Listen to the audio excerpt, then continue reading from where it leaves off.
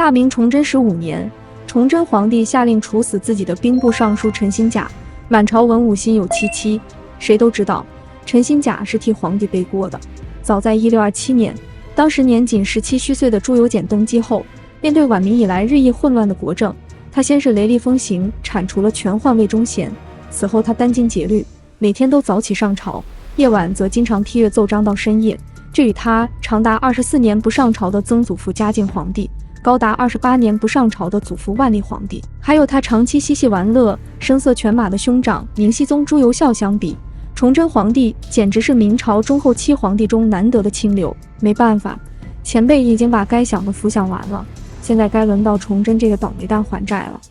此时的崇祯已经接近走投无路，历时近2年的松锦之战以明军惨败结束。大明帝国内有李自成、张献忠等农民军到处攻城略地，外有清军步步紧逼，已经濒临亡国境地。无奈之下，此前一直坚持不议和的崇祯皇帝只得密令兵部尚书陈新甲与已经自立为大清国皇帝的皇太极议和。没想到议和进行到关键时刻，陈新甲与满清的议和文书竟然被陈新甲的仆人无意间泄露，由此闹得满朝喧哗。在言官的攻击下，崇祯不得已决定弃卒保车，将议和的罪名推卸到陈新甲身上，随后将其斩杀。陈新甲代替崇祯议和，竟然因为泄密就被下令斩杀，替皇帝忠心办事，却随时可能被弃卒保车，这使得满朝文武更加噤若寒蝉。据统计，崇祯在位17年间，共斩杀总督7人，巡抚11人，其中都师蓟辽的兵部尚书袁崇焕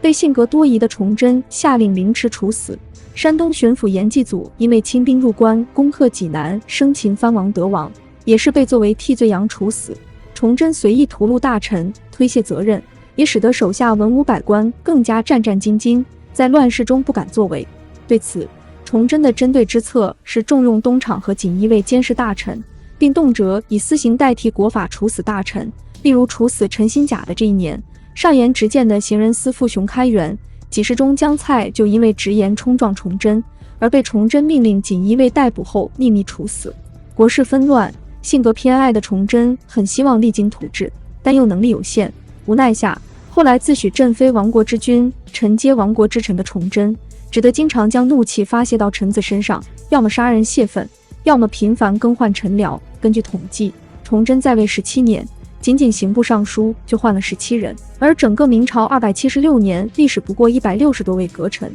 崇祯在位17年就占了50人，由此可见他对手下臣子的换人之频和疑心之重。就在兵部尚书陈新甲被处死1个月后，1642年农历7月，崇祯心爱的田妃病逝，给了崇祯皇帝不小的心理冲击。田妃去世后，尽管能力有限，但却勤政不辍的崇祯皇帝哀痛不已，特地下令辍朝3日。但崇祯还来不及过多哀痛，大明国事的江河日下就已让他焦头烂额。当年农历9月，李自成在第3次围攻开封后，扒开黄河水攻开封城，致使开封积水10多米深，37万守城军民中有34万人死绝。为了剿灭李自成的农民军，崇祯先是于1642年年初下令释放了此前曾经大败李自成，后来却无辜被羁押3年多的名将孙传庭。但日趋壮大的李自成农民军已经今非昔比，而手下已经没有精兵强将的孙传庭，则在开封城破后的第2个月被李自成击败于河南，无奈退守陕西。老将出身，熟悉敌我军况的孙传庭，则在退守陕西后积极扩军备战，并逼迫当地富户申商捐款驻军，这使得陕西士绅非常不满，纷纷上书朝廷，指责孙传庭在陕西养军备战、休养生息是养寇自重，借剿匪的名义趁机捞钱。而急于求成、没有清晰判断敌我力量对比的崇祯，也热切期望孙传庭早日出战，剿灭乱匪。对于崇祯着急催促孙传庭率领新军出战，兵部侍郎张凤祥再三劝告崇祯说，孙传庭所有皆天下精兵良将，皇上只有此一副家当，不可轻动。面对左良玉部切敌未战，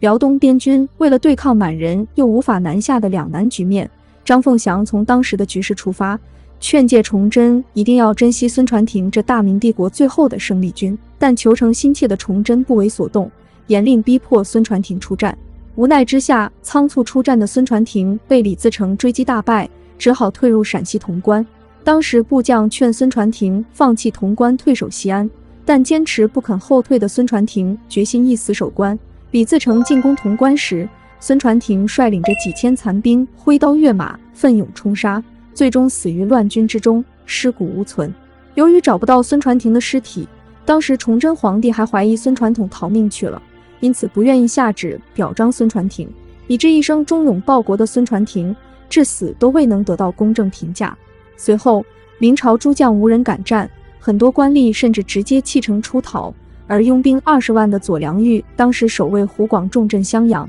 他不思进取迎敌，却在李自成兵临城下之前，先是纵兵掳掠襄阳樊城百姓，然后弃城出逃，致使李自成如入无人之境。整个大明帝国的复兴地带河南、湖北等地被农民军扫荡殆尽。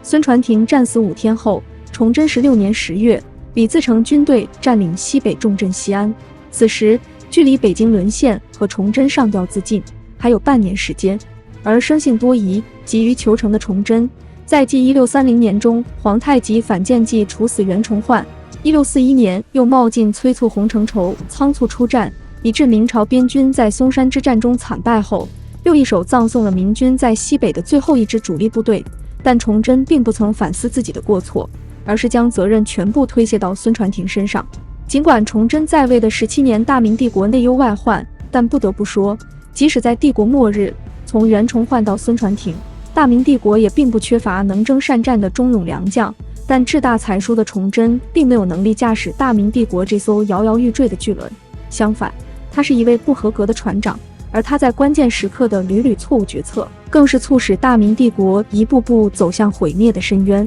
转眼到崇祯17年3月18日夜晚，这也是崇祯皇帝生命中的最后一夜。当晚，李自成农民军架起云梯开始进攻北京城，眼看城破在即。当晚大概9点来钟，崇祯将自己的3个孩子，16岁的太子朱慈朗、13岁的永王朱慈照、9岁的定王朱慈炯叫到自己跟前。他想着要见孩子们最后一面。这位34岁的父亲，大明帝国的皇帝亲自动手，帮着给3个孩子换上普通老百姓的衣服，语带凄楚地叮嘱他们要隐姓埋名地活下去。33岁的周皇后则决定尽到自己母仪天下的最后职责。当晚，周皇后持节绕着整个紫禁城，一边流着眼泪，一边挨个宫殿地劝告宫人和太监们各自逃命去。做完这一切后，再返回宫中与崇祯告别。接着周皇后悬梁自尽。黯然失魂的崇祯来不及过多悲伤，又提剑来到袁贵妃的住处。在和袁贵妃同饮几杯绝命酒后，崇祯命令袁贵妃上吊自杀。袁贵妃只好应命上吊，没想到绳子断了，袁贵妃倒落在地。站起来后，她开始逃跑，崇祯追了上去，一剑刺在了袁贵妃肩上。随后，崇祯又挥剑刺伤了几位妃嫔。在他看来，帝国要亡了，作为他的女人，为了保全名节，可不能落在逆贼们手中。紧接着，他又来到了寿宁宫，在这里，他见到了15岁的大女儿长平公主。当时，长平公主拉着崇祯的衣襟痛哭。崇祯一边流着眼泪，一边说：“孩子，你怎么就偏偏生在我们帝王家了？”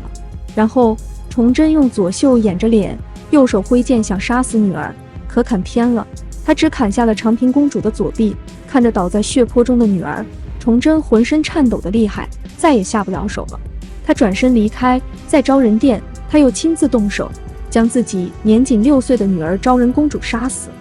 尽管生命已到了最后时刻，但他仍然涌动着求生的欲望。在杀死女儿昭仁公主后，半夜3更时分，崇祯让人给他换上便服，然后带着几十个宦官一起出紫禁城，试图突围而出。结果他们跑了几个城门，要么被守城部队炮击而退，要么就是根本打不开门闸，一直折腾到临近天亮，崇祯这才彻底死了心，退回到紫禁城中。此时时间已经是崇祯17年农历3月19日清晨，大明亡国的当天。仓皇之中，崇祯带着太监王承恩跑到紫禁城后面的万岁山寿皇亭。由于跑得太急，他左脚的鞋子也跑丢了。在一棵树下，他最终选择了上吊自尽，和自己17年的帝王生涯以及34岁的生命做了永别。陪伴他的只有太监王承恩。在崇祯死后，王承恩也以自杀的方式选择了为崇祯殉死。帝国的最后殉葬者是一个让大明帝国的皇帝们又爱又恨的太监。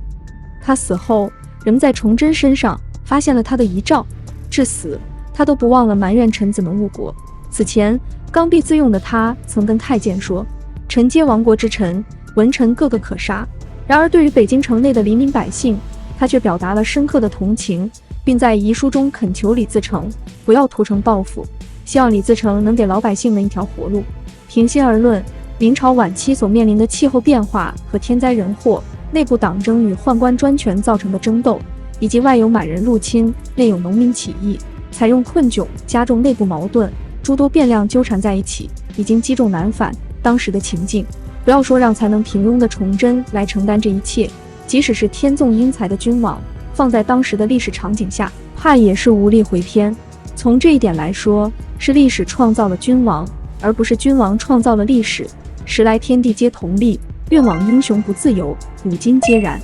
更何况他本非英雄，只是一个心有不甘的平凡人。